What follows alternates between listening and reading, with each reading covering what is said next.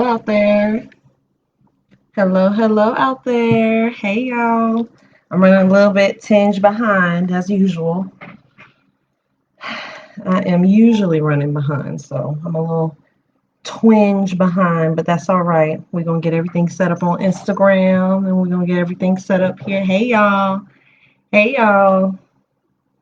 All right, let's turn this down. We're going to go here since Instagram has moved everything. Hey, y'all. Hey, welcome in. Hello. Well, there's no one here yet, so premature welcome in. But when I see the first person, welcome in. Hey.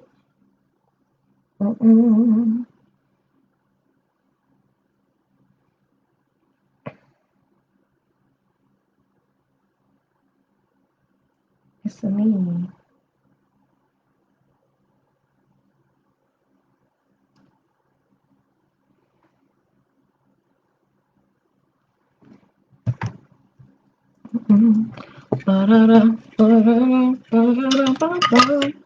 One of these days, y'all, I'm gonna wear makeup.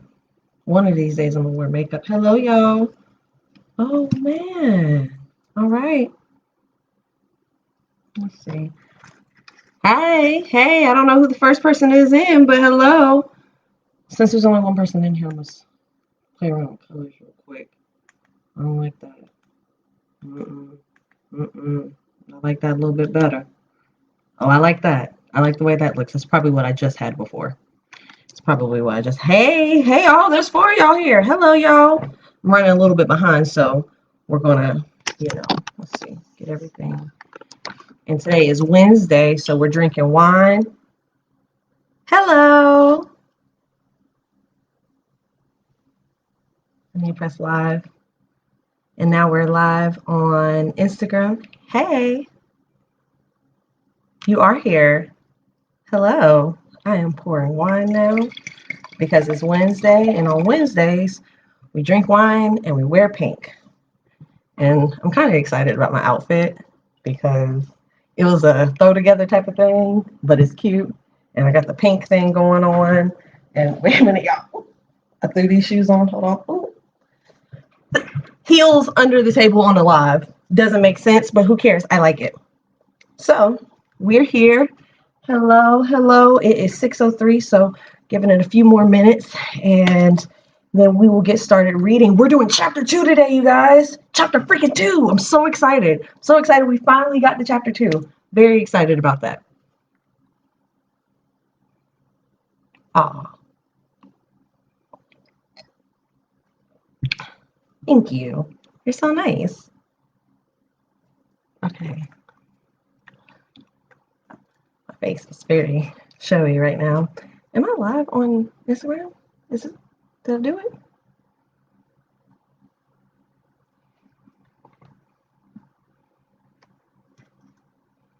Something is not right with Instagram. Try this again. Title. Hello, y'all. Anybody that's just coming in, welcome. This is Reading with Miss Taylor Said. I'm not going to do the formal introduction until I get this Instagram thing figured out. All right, let's see. Let's see if we can get Instagram figured out. Do they have a nice filter for the gram? I ain't doing no filters on the gram. Checking connection. Okay. I am now live on Instagram. Here we go. I'm live on Instagram. I'm live on Facebook. All right. Hello, you guys. Hello. Oh, that's no good. But here it is. Hey, y'all. It is Wednesday. This is Reading with Miss Taylor Said. I really appreciate you guys for joining me today and joining us today. This is an interactive shindig that we got going on here. So please comment as you hear things that you enjoy, engage in conversation, things like that. I started doing this live Monday through Thursday at 6 p.m. Eastern time because I have a few goals that I want to accomplish. And One of those things is, one of the goals that I have is reading more books, because I have a tendency to start books but not finish the books.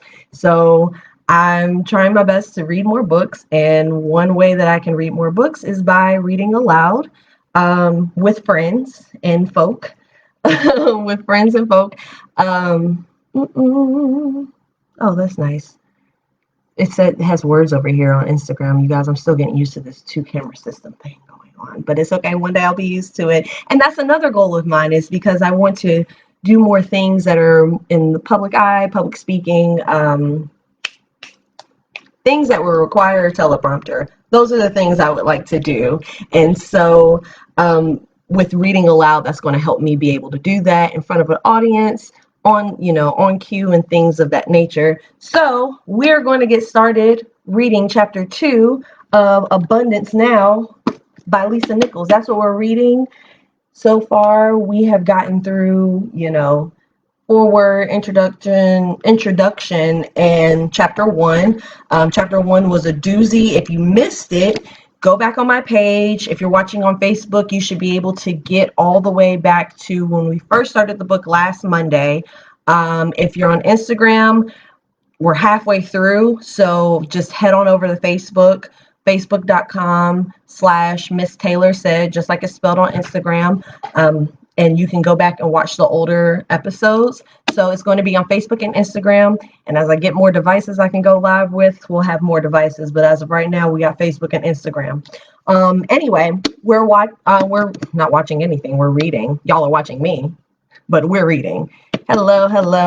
We're reading Lisa Nichols' Abundance Now. So make sure you have your notebooks ready. If you are at home and able to have yourself a glass of wine, and let's get started. Ooh. I'm drinking Merlot by Matthew Fox. My 2 for $8 wine over at the Food Line. So head on down to the Food Line and get yourself a bottle. Okay. And that was free advertising for them. All right, so let's get back into Abundance Now by Lisa Nichols. Again, we are on chapter 2, and as she previewed for us in the last section of chapter 1, we're going to be going into her 4 E's. The 4 E's as in Edward, which are the path to an abundant future. Excuse me, I was getting tripped up on my words. So the 4 E's are enrichment, enchantment, engagement, and endowment. So the first E, the enrichment of your whole self. It starts with a quote. Self-development is a greater commitment and a greater requirement than self-sacrifice. Lisa Nichols. What's the most critical ingredient to living an abundant life? It's your mindset, the knowing that enables you to push past limiting beliefs, take on new opportunities with confidence, and succeed in getting what you want.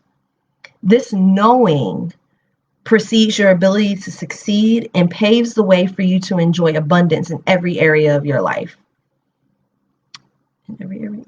I don't know why I'm getting tripped up today. And it's this knowing that I want to help you develop now. The mindset required for an abundant life, prosperous life. That is the first section in chapter 2. Hello. Anybody that's just joining us, we are reading Abundance Now by Lisa Nichols. Anybody that is just joining us, we are reading Abundance Now by Lisa Nichols. Thank you for joining. To live an abundant life, you're going to have to take responsibility for your thoughts, your actions, and most importantly, your reactions to what life throws at you. This isn't easy.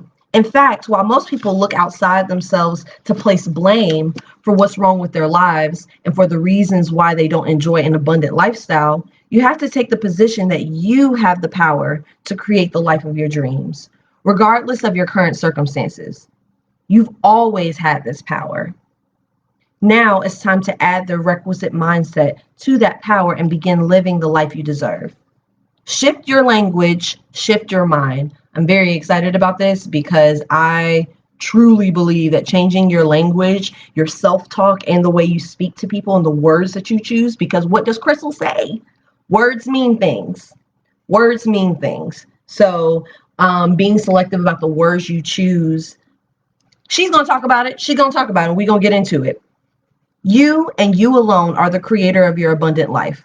Once you recognize this fact, you can begin to do those things that will bring about the future you want.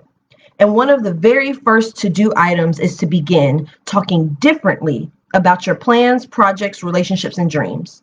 When you share them with others, use upbeat language about your intended outcomes and describing in vivid detail what success looks like to you. Remember that visualization exercise? Which I'm still going to record you. You create a picture in your mind of what you want in that area of your life. This new language of abundance actually causes you, consciously and unconsciously, to overcome limiting beliefs and actually take those actions that will bring about the results you want. How? By setting up a state of cognitive dissonance in your mind. Cognitive dissonance is the feeling of discomfort that comes from a discrepancy between beliefs and behaviors. When you believe something strongly or you repeatedly behave a certain way, and then you suddenly add a new picture or belief or behavior to the mix, your brain will do everything in its power to resolve this discrepancy. It will strive to bring about the new behavior or pictured circumstances in order to get rid of the feeling of discomfort. In his book, A Theory of Cognitive Dissonance, psychologist Leon Festinger likens this process to how your brain reacts when you're hungry. Whenever you feel hungry, the brain sends signals to your body to eat. In other words, it causes you to take those actions which will resolve your hunger. Similarly, okay, lots of that. Similarly, when you begin speaking differently about your future and picturing it differently in your mind, your brain will also cause you to take those actions to bring about this exciting new future. Hey, just putting those abundant pictures in your mind excuse me, y'all. Just putting those abundant pictures in your mind through repeated visualization and verbalization will cause the brain to resolve the cognitive dissonance between your goals and your current circumstances. I often tell my students that what you think about bring about. I often tell my students that what you think about, you bring about. There we go. To that, I would add, what you talk about, you bring about. You must begin to see the world as a wellspring of possibility. You must begin talking and thinking differently about your future. When I was 15 years old, I competed on the swim team at the local community center. I loved everything about swimming, but I had one major challenge. I always came in dead last. If there were 6 lanes in the pool, I'd finish 6th. If there were 10, I'd finish 10th. I struggled so much with the embarrassment of what I came to believe was predestined failure that one day I vowed to quit swimming for good. I was so committed to quitting. In fact, I told my grandmother Bernice. She was startled. And when she asked me to sit down next to her, I thought, here it comes. She's going to tell me I can fly. But she didn't. She told me instead about my ancestors, my great-great-great-grandparents who came through the Middle Passage, surviving the voyage from Africa when so many thousands didn't.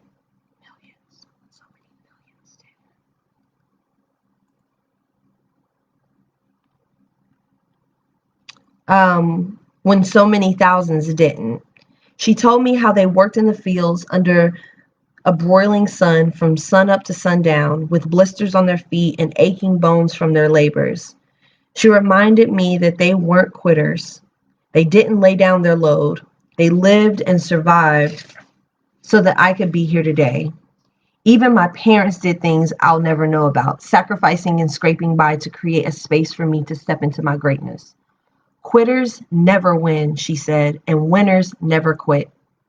With Grandma Bernice's reproof in my mind, the next day I showed up at my swim meet, questioning whether I could win, but committed to not quit.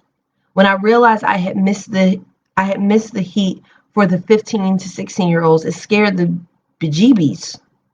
She said bejeebies out of me. I now have to swim with the 17 to 18-year-olds instead. Having come in last in my own age group at every competition, I knew the odds were completely stacked against me. And as the official told us to take our places, I prayed, God, if there's anything left in me, give it to me now.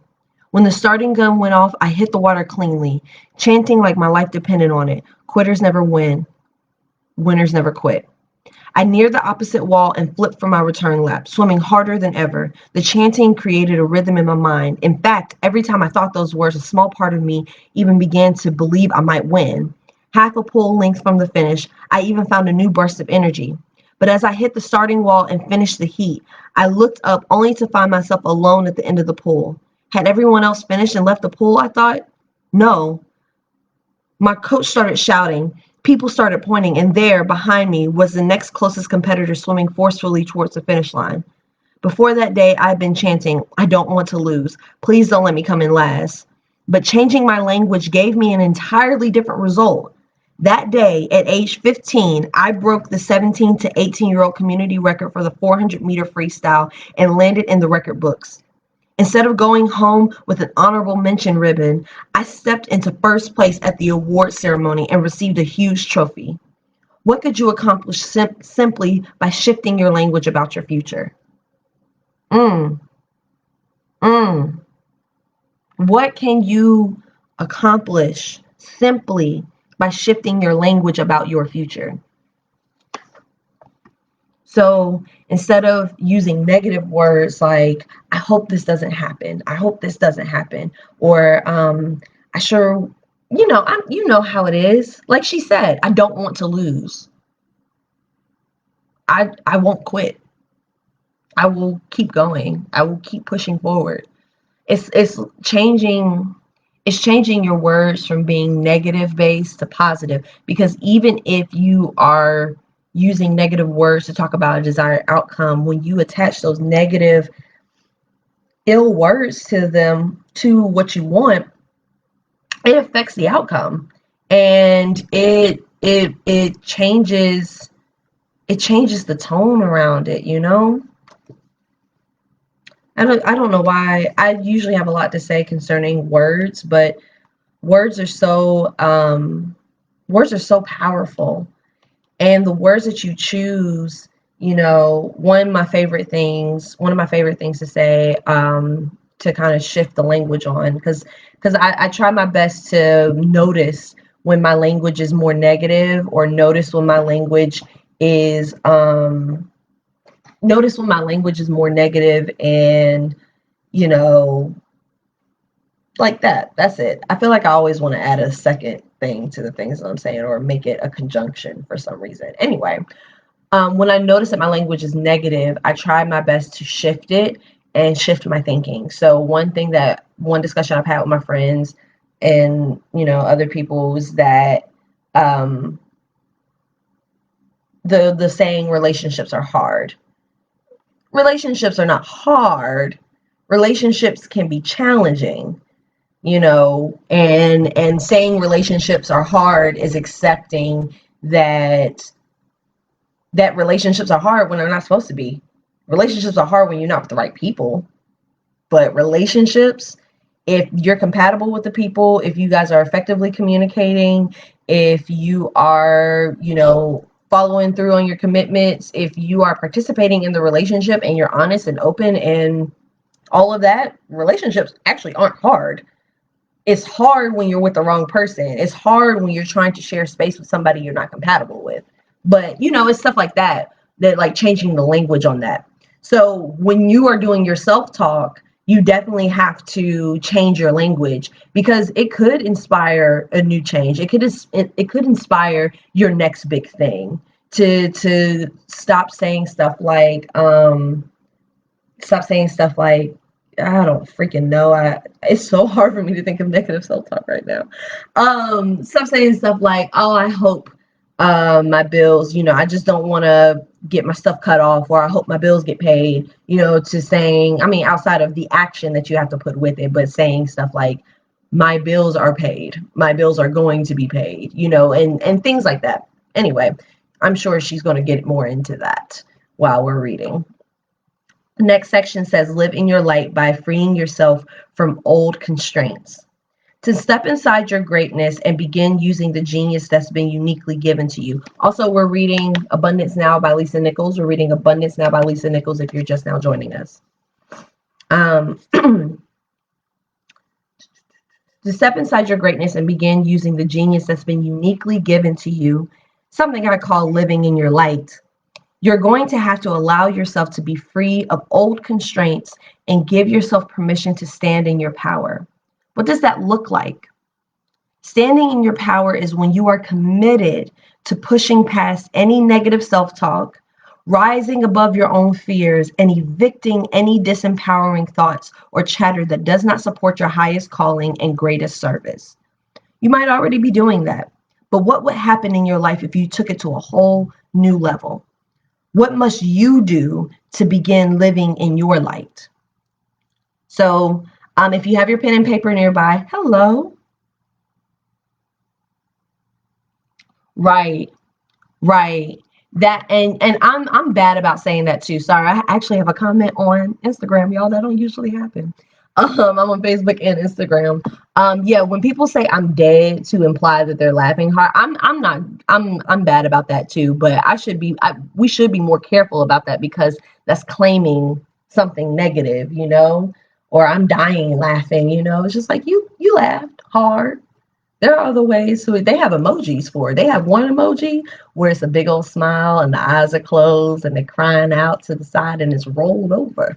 So you know that I'm laughing real hard. They have emojis for that. But sometimes I'd be hitting that skull emoji just because, that thing be funny. But, we working on it. We're working on it. Okay. But if you have your pen and paper out, we're getting back to the book. If you have your pen and paper out, good God, already 20 minutes past, good grief. If you have your pen and paper out, here's some things that she has numbered. So we're going to get into that. What must you do to begin living in your light? 1, strive to be at peace with all of your choices, actions, and decisions, including all of your past actions. You must free yourself from any regret, shame, or blame of yourself and others. As well, you must forgive yourself for what you did in the past or failed to do, and forgive others for their part in your past difficulties. Ooh, that's a tough one. I'm not going to lie to you. I'm not going to lie to you or to you. That's a tough one for me. The second one, start looking for what's possible in your life. Plan for what you want to create, not what you want to avoid. Plan for what you want to create, the things you want to make happen, okay? And not for what you want to avoid. When you, this is very important. When you speak in the language of possibility instead of the language of avoidance, this is what I was just trying to explain earlier, but she had the words, amen? You'll be constantly breathing life into every situation.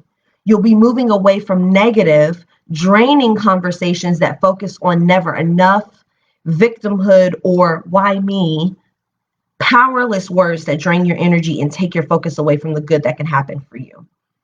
Instead of comparing our journey to some ideal life or someone else's journey, we can celebrate our own journey with all its highs and lows, celebration and woes, laughter and tears, knowing that our unique journey has prepared us perfectly for greatness based on our personal history.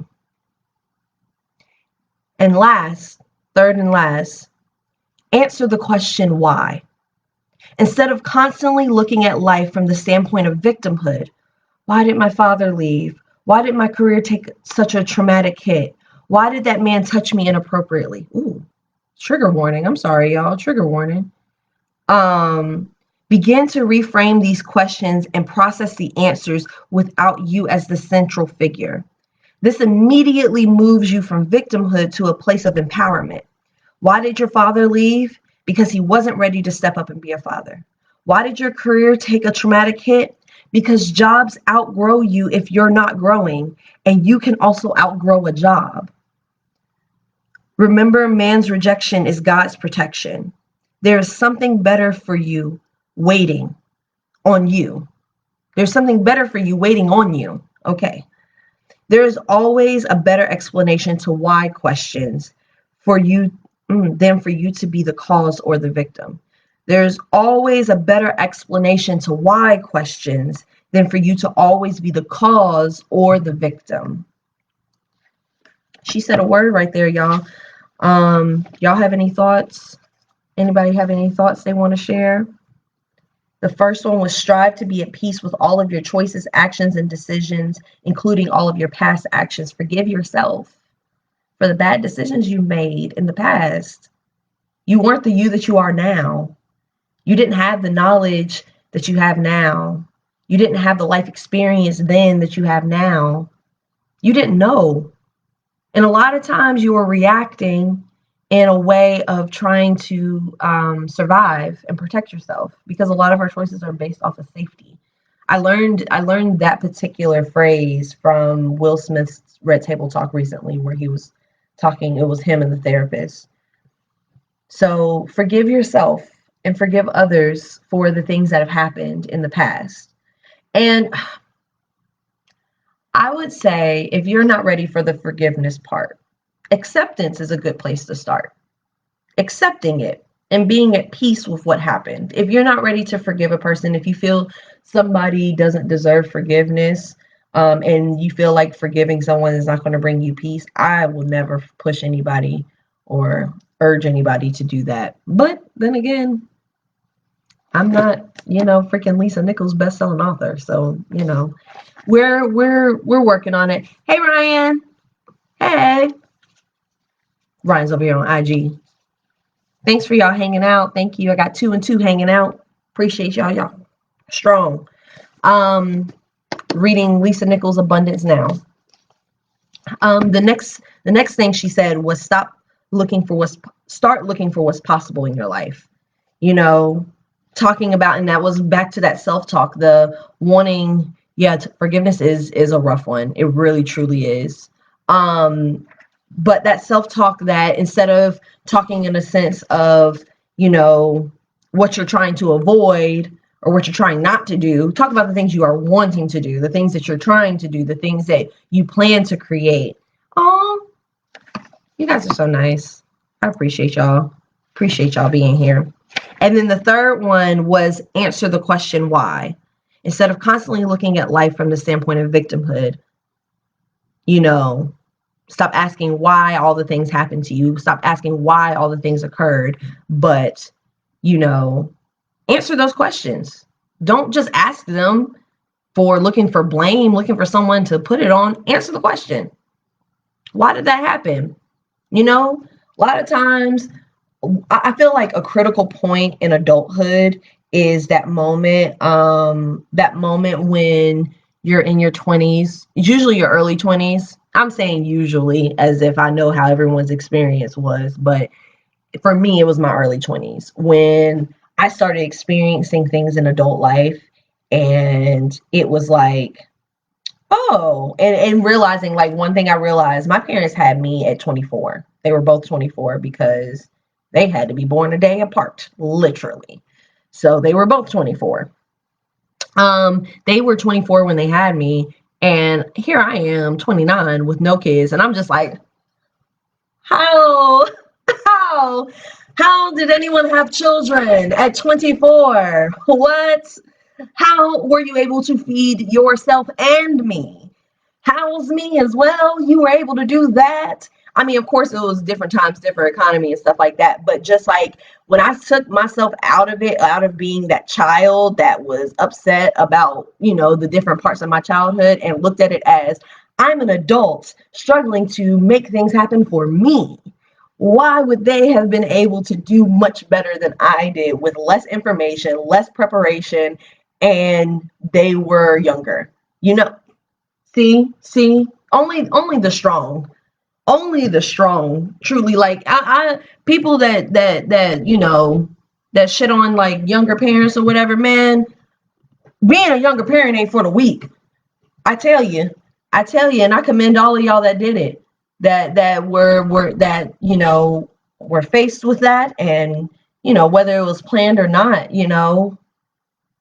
Y'all are dope. Cheers to y'all. Clink, clink, clink, freaking clink. Congratulations to all of y'all that, and honestly, congratulations, because y'all got some cute babies. Oh, Ryan, I'm sorry. I'm totally distracted, but this is what y'all are here for. That baby, you spit that girl right out. And she's so cute.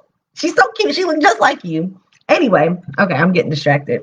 Anyway, but instead of asking why, and being like, why did my parents do that? It's kind of like, okay, let's look at the situation realistically. Take your relationship out of it and look at it and be like, if I was 24 and I just had a baby and this was the situation of my relationship and these are the resources and information I have right now, what would I have done?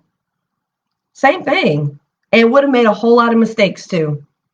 So, those are those moments where you can choose forgiveness as well. And it's, talking about childhood is always going to be the easiest thing because all of us had a childhood and all of us, have some deep darks from childhood. So, Hey, Jaleesa. Yes, she is so sweet, Ryan. Okay. So, next section says stop lying to yourself about your past experiences. Y'all get ready to get your toes stepped on because Lisa, it seems like that's all she's here to do, is to make us uncomfortable with our uncomfortable truths. I didn't even start reading yet, Jaleesa. All I read was the title of the next section, and you already saying, well, good grief. I know. Stop lying to yourself about your past experiences. Here we go. Take your sip. When you tell yourself that you aren't capable of accomplishing your goals or solving your problems, when you tell yourself that you're not rich enough, beautiful enough, smart enough, or enough in any other way that matters, you're drawing upon long-held beliefs in your mind that simply aren't true. You might as well curl up with a blanket, but keep the live on because there's a word in here for all of us. They're lies you're telling yourself. Stories you've created around your past experiences that are now dictating what you believe about yourself.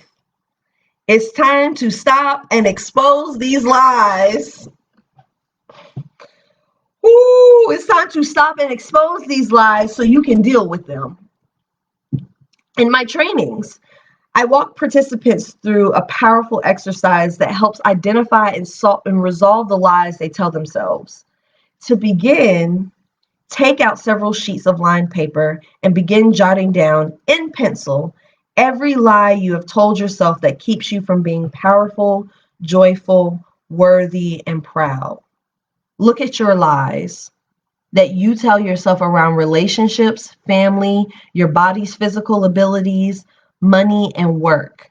Your list might read, okay, all right, really, I mean, honestly, Ryan, we all getting exposed.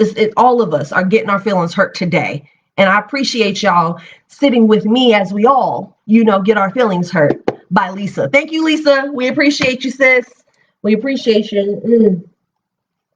So your list of lies about yourself, I hope y'all have your paper out and you're taking down a note or something. Write the list of lies about yourself, okay? Here is an example list of lies that people may write about themselves. I am not good looking enough to be considered attractive. I am going to always be lonely even when I'm not alone. I'm not brilliant enough to live my dreams. I don't have enough money to start my own company. I could never afford to live in the house I want. I'm not talented enough to have my own television show. I've been heavy for so long, I'll never lose this weight. If people only knew how unprepared I am. A couple of those are me, okay? Yep. Oh, no, I'm fine. I'm fine, Sarante. I'm fine. We're all in this together. Take your time and take deep breaths as you write.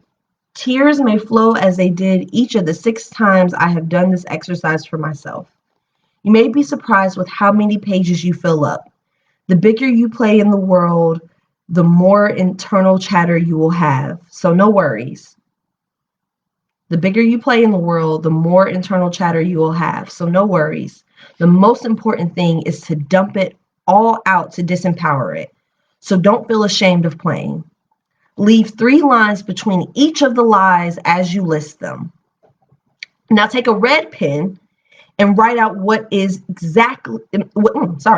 actually true for each of the lies you've told yourself.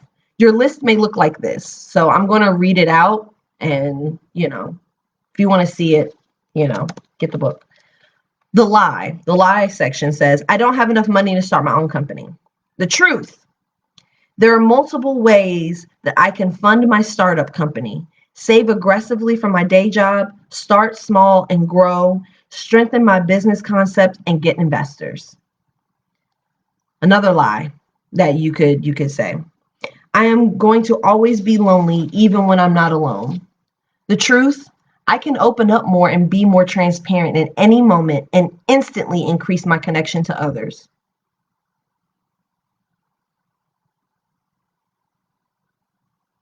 Although writing down these lies, then investigating what's actually true may be tough, it's necessary in order to break through those beliefs that are holding you back from living your light.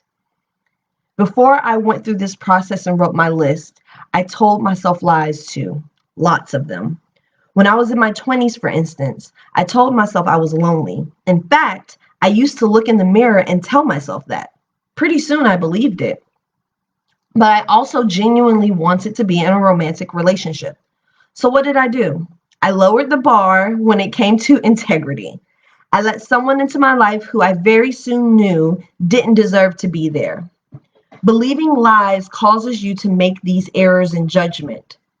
You give yourself a story about why you don't deserve better, why you can't speak up for yourself, or why a bad relationship is better than nothing. Okay, getting me together. The story you tell yourself isn't true. The story you tell yourself is not true. Yeah. Yeah, go ahead and get your security blanket, wrap it around yourself and get this read. Okay? The story you tell yourself isn't true, and it disempowers you. But because you've rehearsed the story repeatedly in your mind, it has now become a belief that produces undesirable outcomes. By exposing each of your lies and writing down what's true instead, even if you can't believe in it yet, you will begin to dissipate their power and influence over you.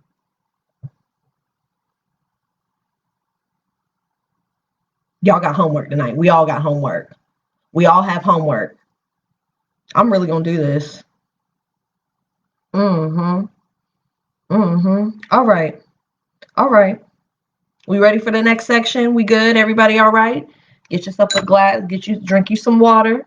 If you start crying while you're writing down the list of lies, make sure you have a glass of water by your side to rehydrate after the crying happens. And that's okay if you cry. Release it. Let it go. Let it flow. Let it go. And believe something better about yourself. Amen. The next section is called Be Disciplined and Fearless in Pursuing Your Dreams. Hello. If you're just now joining, we are reading Lisa Nichols' Abundance Now. If you're just now joining, we are reading Lisa Nichols' Abundance Now. One of these days, I would tell y'all to tag her, but I don't know if, okay, let's do the study. And I don't know if I'm allowed to do this, but I think with adding the commentary, it's all right. I don't know if I'm copyright nothing, but this ain't my work, it's hers. And I'm constantly acknowledging that it is her work. We're just reading it out loud, all right? Be disciplined and fearless in pursuing your dreams. In chapter 1, I asked you to get crystal clear about your future. What do you want? How will abundance manifest itself in your life? What will you have? what will you have, be, and do as a result of your newfound prosperity? While you've hopefully planned your life in the 12 areas I outlined in the previous videos, so go back to the other videos because we talked about the 12 areas, life-changing areas in your life to, amp up the abundance. This instruction also comes with a caution. Accidental success is a myth. So be methodical and disciplined in pursuing your dreams. What's the best way to do this? Break down your goals into milestones, baby steps that you can achieve in an hour, a day, or a week. Let's say you've decided, as I did, to start your own business, and you've decided that you need $30,000 to do that. You might seek out a bank or investor to loan you all the money, or you could save that amount from your own earnings over time. Either path is workable, but each has a different set of baby steps, that will bring you the $30,000. The money won't just show up overnight in your bank account. So research exactly how to obtain the money in the way that works best for you, and then create a plan around that strategy. For example, your list of baby steps might look like this.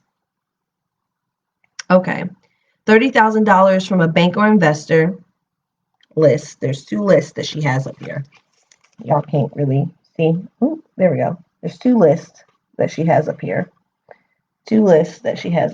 Here we go. So I'm going to read from the left list first, which is $30,000 from a bank or investor.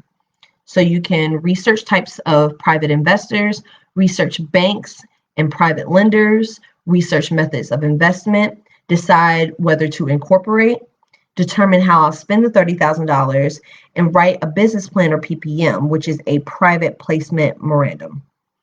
$30,000 from my earnings. This list includes open a special savings account, research automatic payroll deductions, list household expenses to eliminate, set up bi-weekly transfers and online banking, determine how I'll spend the $30,000, and recruit side projects for extra pay. These are lists of baby steps that she could take to earn the $30,000 she needs to get the $30,000 she needs to start her business. Identifying your goal along with the 10 milestones or baby steps that will get you to that goal sets you up for victory as you are stretching yourself. Too often our goals are so lofty that without milestones, we would constantly be focused on what remains to be done versus what we have actually accomplished already.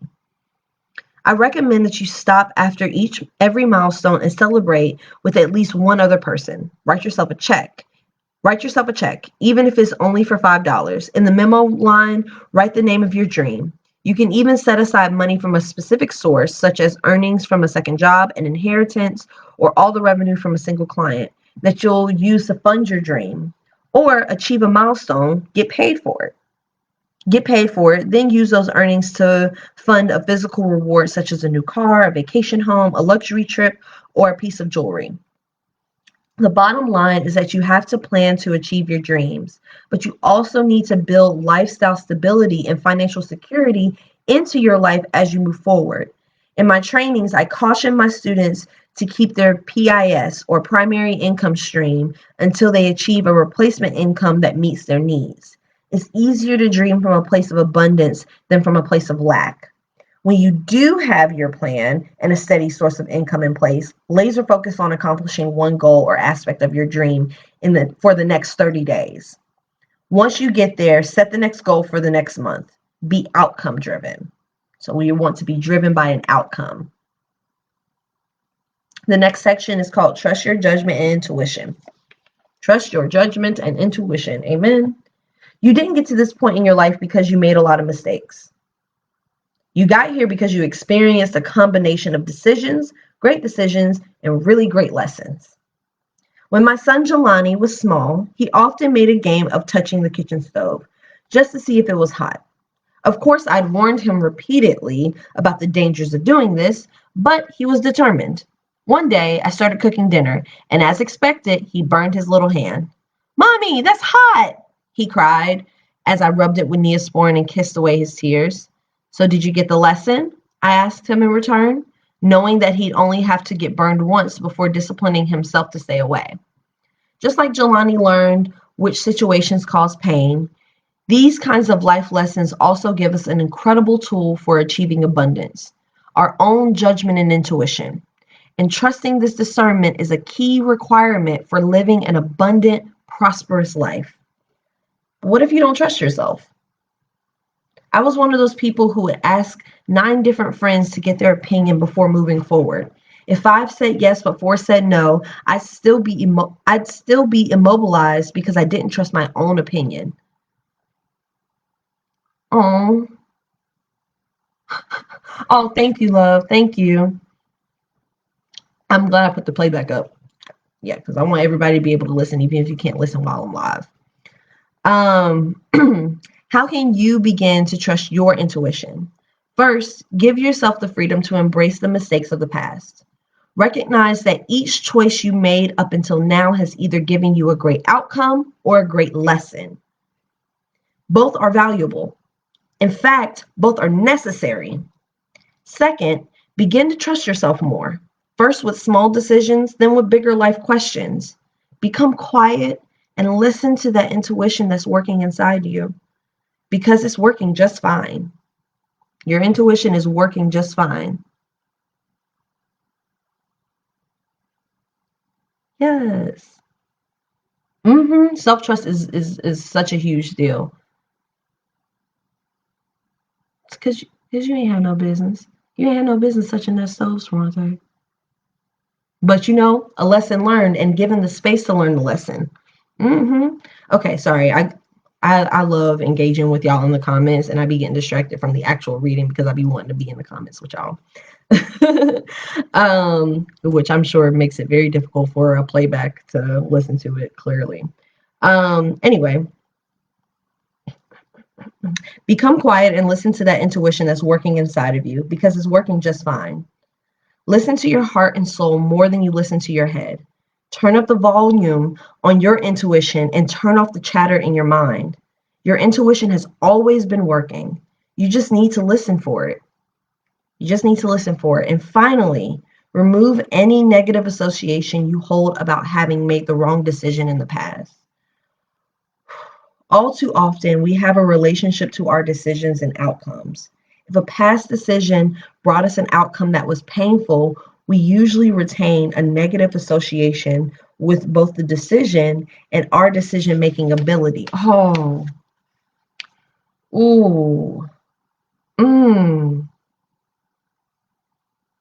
Removing this negative association is essential for your breakthrough. I'm just going, because every time she get me together, I have to take a sip because it hurts, it hurts. Removing this negative association is essential for your breakthrough. Remember that you are the creator of your life experience. And if your past causes you grief, you can always transform your life experience into a more positive one. Reframe any past decisions that torment you by telling yourself that you may not have gotten a great outcome, but you certainly got one of the best lessons of your life. With this knowledge, your intuition will tell you what not to do next time. When you give yourself permission to have made mistakes in the past, when you begin to trust yourself about making new choices, that's when your intuition becomes reliable and trustworthy. That goes back to the other thing she said about forgiving yourself for your past. Any decision that you made in the past, it may not have gotten you like she said, it may not have gotten you the outcome that you wanted. You may not have gotten the thing that you wanted at that time, but you got a lesson that you needed. And I firmly believe that if you keep running into the same wall over and over again, if you keep running into the same problems, it's no longer like when it goes from being an isolated situation to a pattern, and you keep running into the same issues, no matter, a lot of times, and I think about this stuff relationally a lot of times, but for example, me, if I keep going from friend circle to friend circle, I get new friends, I get new relationships, I interact with new people, but I keep having the same problems. I can't be like, yo, these people, I can't trust nobody. I can't trust nobody. Da da da da da da. No, you can't trust yourself, friend. You can't trust yourself, and friend is yourself. So I'm sorry. You can't trust yourself. You can't trust yourself. That's you. That's a you thing. You can't trust yourself because you're not trusting your own instincts. You're not trusting your own belief within yourself. I don't know if this makes sense, but it's just like it's not people that you can't trust. It's yourself. And accepting that you didn't necessarily make good choices in the past, or that you didn't make choices that got you the outcome you wanted in the past. You can make new decisions right now, today. You can stop talking to that person. You can choose to say how you feel to that person. Whatever the result or outcome is going to be, you can do it. And you can free yourself. You can free yourself from the guilt and the shame of like, I knew that this was this and this and this was happening. No, put it all out on the table. Put everything out on the table. Put it all out there and really be okay with trusting your gut, because your gut is right. Your gut is right. Anytime I didn't trust my gut, looking back, my gut was right the entire time. Anytime I had a bad feeling about a person, anytime, I promise you, on my life, from the time that I was a child up until now, when I have a bad feeling about a person, I'm right.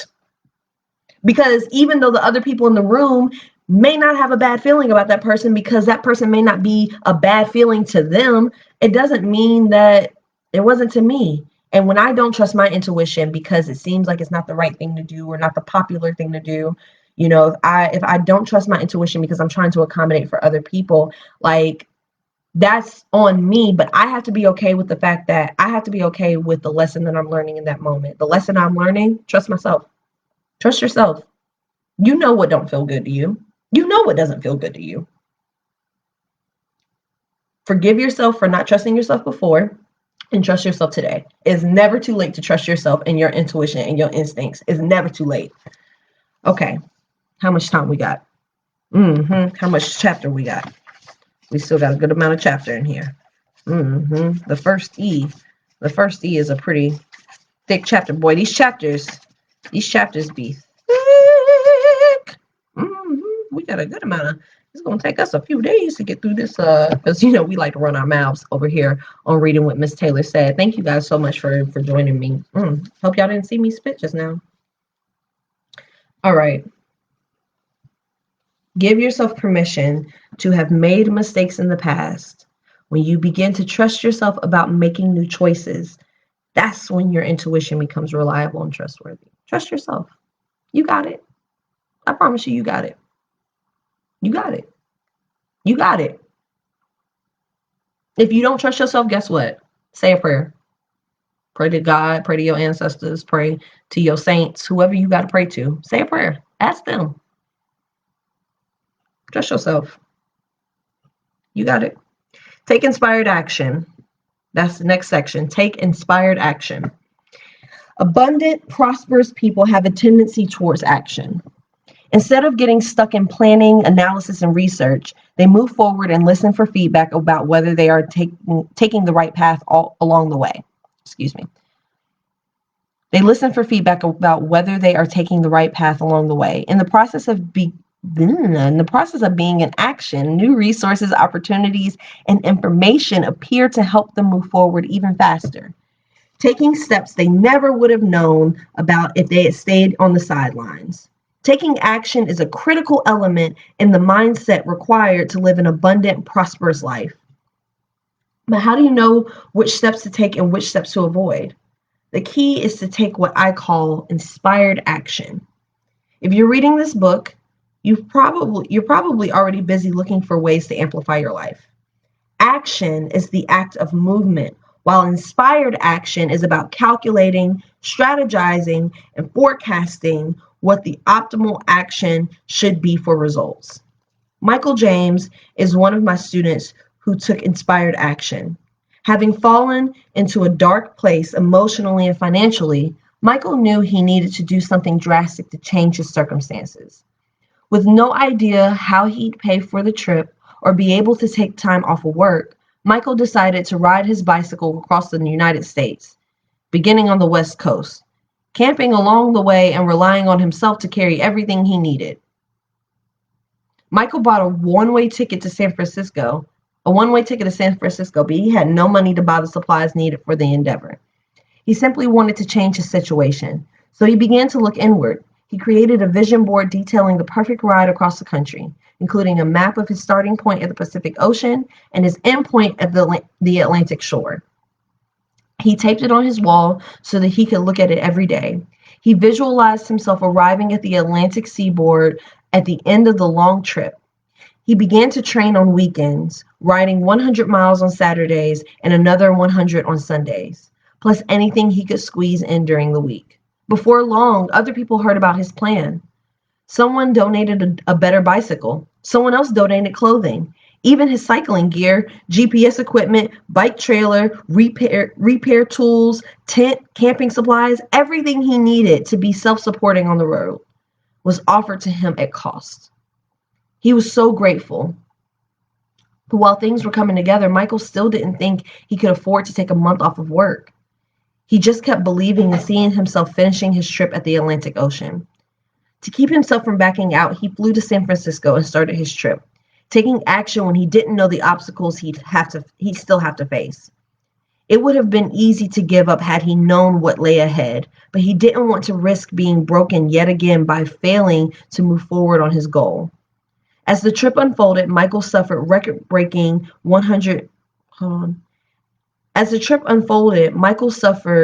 113-degree heat, flat tires, mechanical problems, even being run off the road and waking up to paramedics who were rescuing him. The list of challenges he faced every hour of every day goes on and on. Good God. On the second to last day, as Michael's trip was coming to an end, he broke down emotionally when he looked back at his ride and how he'd made it through every challenge. Even with his body physically tired, he couldn't stop his ride. That day, he rode more than 160 miles by setting little goals. He'd commit to riding just 10 miles, then another 10, then another. On the 42nd day, 3,500 miles from his original departure point, Michael made it to the Atlantic Ocean, where a crowd of people welcomed him, including his 2 children and his dad. While he could have given up many times over the 6 months it took to prepare for his emotional-driven ride, or even during the 42 days of the ride itself, Michael James took action instead and regained confidence in himself in the process. What could you gain from taking inspired action? Well, y'all, we're getting close to the end here, and I think that's a really great place to stop. It's a really, really great place to stop. That is an insane story. Like, that's such a long ride across the United States. And like, I used to work as a domestic travel agent, so I used to write out like driving route maps that were cross country. And wow, going across the United States on bike, I can't imagine the things that he had to deal with. I'm sure oh my gosh, that's insane. But he took the first step.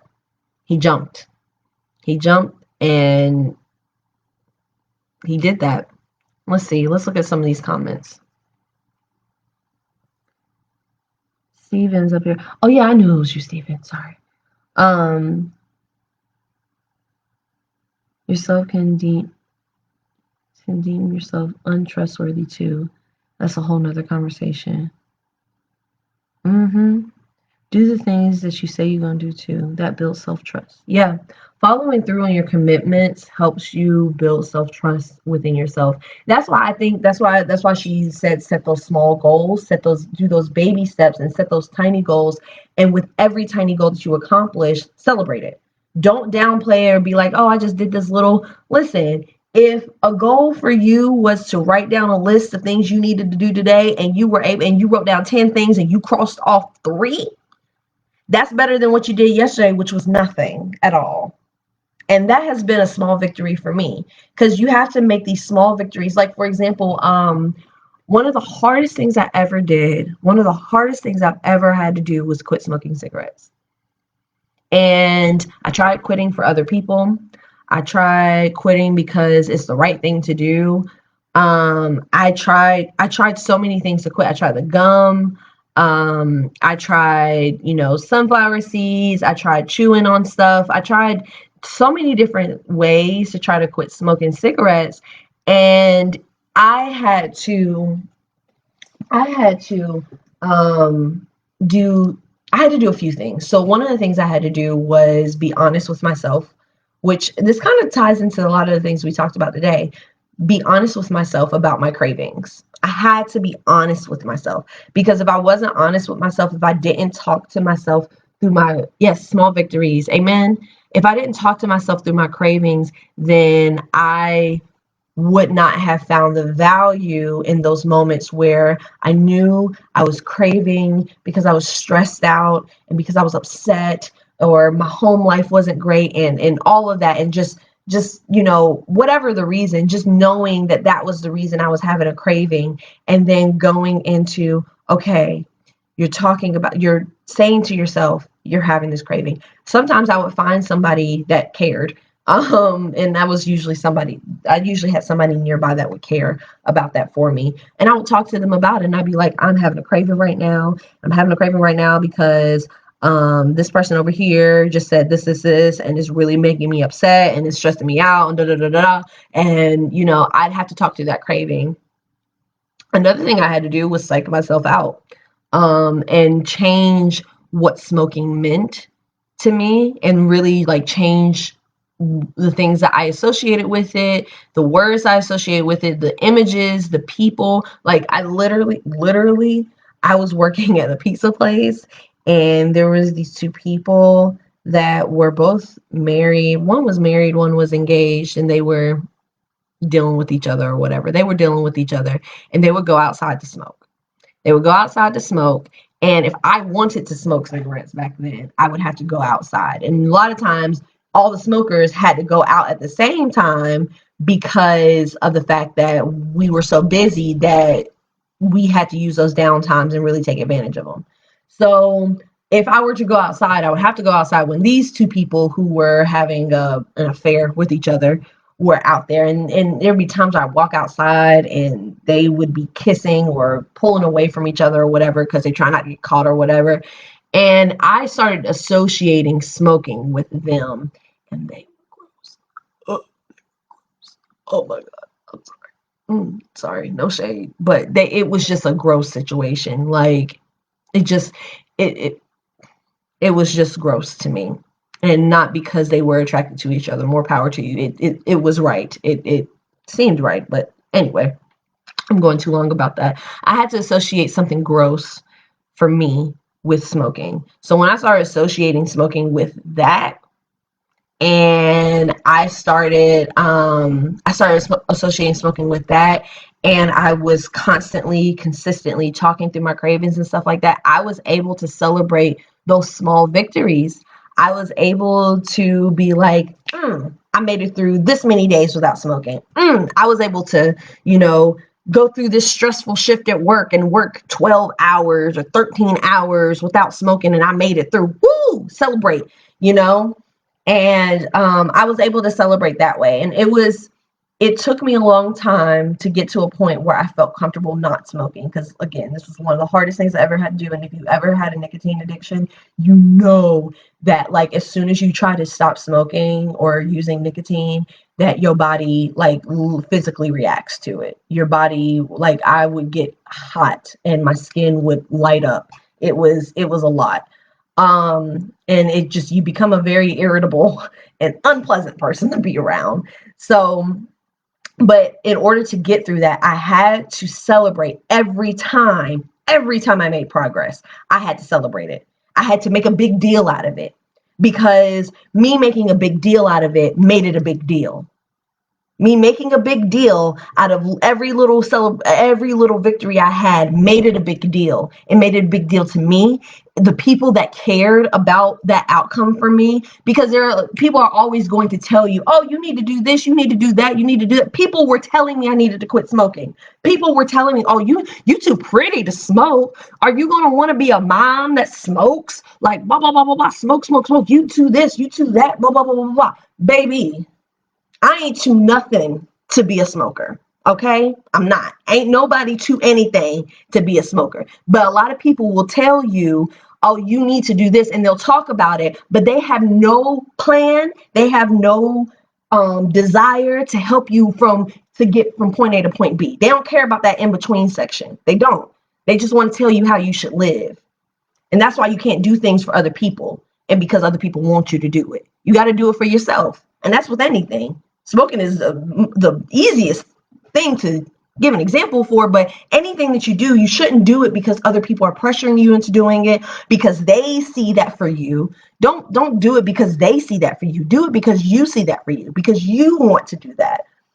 And so when I decided that I wanted to do it, when I decided that it was for me to no longer be a smoker, when I grossed myself out, about it, when I, changed my self-talk and I encouraged myself rather than, being hard on myself and beating myself up and allowing other people's negative self-talk about it to make me feel guilt or hold shame for decisions I did or didn't make. That's when I was able to actually achieve my goal. You can do the same thing. Choose it for yourself and make that choice every day. And in every little thing that you do, and this is all what Lisa was talking about tonight, y'all.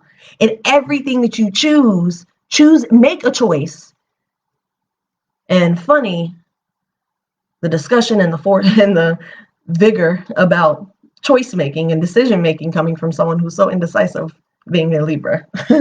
But make the choice. When you make those small decisions every day, they grow into, when you make small decisions that align with your intuition, with your goals, with your positive inner self-talk. When you make small decisions, it can lead to small victories, and small victories can lead to a bigger one. And we're going to do this, you guys. We're going to achieve our goals, and we're going to do it together. And I'm so excited. I'm so excited that you guys keep showing up, and I'm so excited to keep showing up. So I went over, as I've started to tend to do, because I be going on my little rants. Thank you guys so much for coming through. This is a one miss operation. This is a one lady operation that I got going on over here.